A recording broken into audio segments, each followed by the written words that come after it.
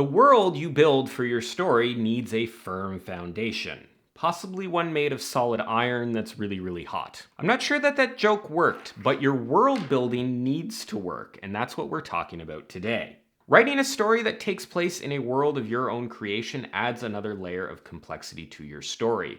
Pulling this off has a lot to do with what you actually put in the world, but almost as much to do with how that world building interacts with the story, which is primarily what I want to talk about today. And that leads us into the first point, which is to make sure that the story you're telling is a good fit for the world that you've built. There aren't necessarily bad worlds that people build, there are just bad stories that get paired with those worlds. If you've created a whole bunch of different interesting countries and cultures, then it makes sense to cover all of those in some kind of travelogue type story where the characters are moving around. If your entire story takes place in one little village, then most of that world building is going to be a waste. If your world has some kind of interesting political system, then the story you write should center around that. If there's interesting birds in the world, then we should probably be following an ornithologist. If the geology is really cool, but the entire story takes place on a boat, we're just going to be looking at water instead of rocks. The characters and places we visit and the material that's covered in your plot should accentuate what you've built in the world.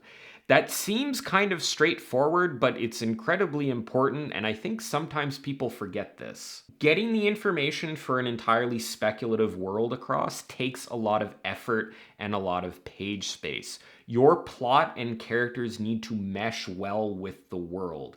They need to correlate with what is interesting about the world and what information you want to get across to them. If you don't do this, then one part of your story, either the plot or the world, is not going to get the attention that it needs. As you build your world and think about the story that you want to tell in it, make sure that your story fits really well with the world that you've created.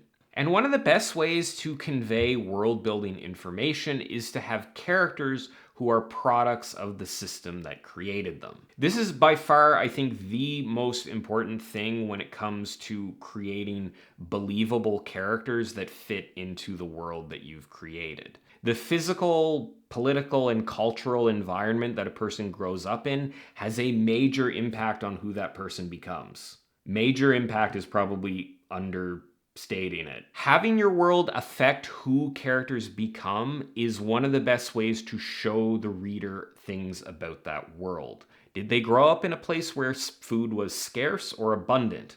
Was it always hot or always cold? Were they constantly running from invasions or disease outbreaks? What were the cultural and religious influences on this person as they grew up, and how did their own personality interact with those influences? Showing information this way not only helps you create characters who are more well-developed, but it also saves having to exposit a whole bunch of information for the reader's benefit. Every single one of your characters becomes a walking, talking exposition dump of what the world is like.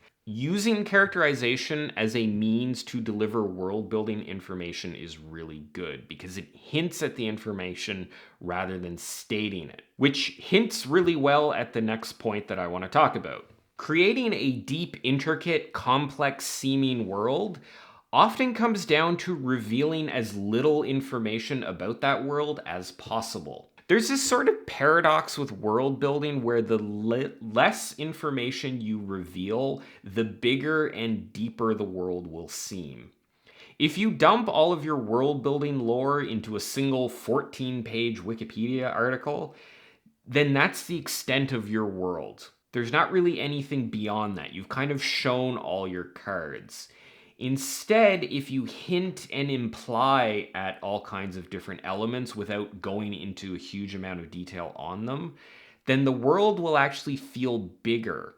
More gaps in the reader's understanding will make them work to fill in those gaps. The sense of being in a big, immersive, complex world comes out of not having all of the information. It comes out of a lack of information, not necessarily having all of the information and having all of the complexity presented to you. The sense of not knowing everything will lead the reader to feel like the world is a lot bigger than it maybe actually is. Joe Abercrombie has never, at least to my knowledge, published a map of his world. And this has the effect of making it feel larger and deeper than it would be otherwise, because the reader doesn't have a listing of every region and empire in the world. So your mind naturally, because you don't have all the information, assumes that it's more complex. You'll hear people talk about the iceberg theory of world building, and that kind of gets to the same thing, where you make the world feel larger by omitting large amounts of information. You show the reader the tip of the iceberg and let them get a glimpse of all the stuff underneath, but you only hint at it. This also has the added benefit that you just have to do less world building because you're not revealing as much information to the reader. Now, some writers take the opposite approach here and just throw as much information at the reader as possible in hopes that their world will feel fuller, but that often has the opposite effect. Which brings us to another point that I want to talk about, and that is to be very, very careful about what you exposit about your world. Overwhelming the reader with information is talked about a lot. That's one of the reasons why info dumping is bad. It usually just results in confusion and the reader forgetting a bunch of information. You should always focus on giving the minimum amount of information necessary to achieve what you want to achieve within the story. If a particular poisonous plant is always deadly and has no antidote, that could create a potential plot problem later on. If in book 1 of a series you say that your hero is an only child, but in book 2 you need them to have an evil sibling, then that's also a problem. Lazily revealing information, especially world-building information, can have unintended consequences. First off, as we mentioned, you can bore the reader or move the story off track because you're covering something that's not relevant at that moment. But also, with every new piece of information you reveal, you're limiting the potential of where you can take the story. You're opening yourself up to plot holes or putting yourself into a corner.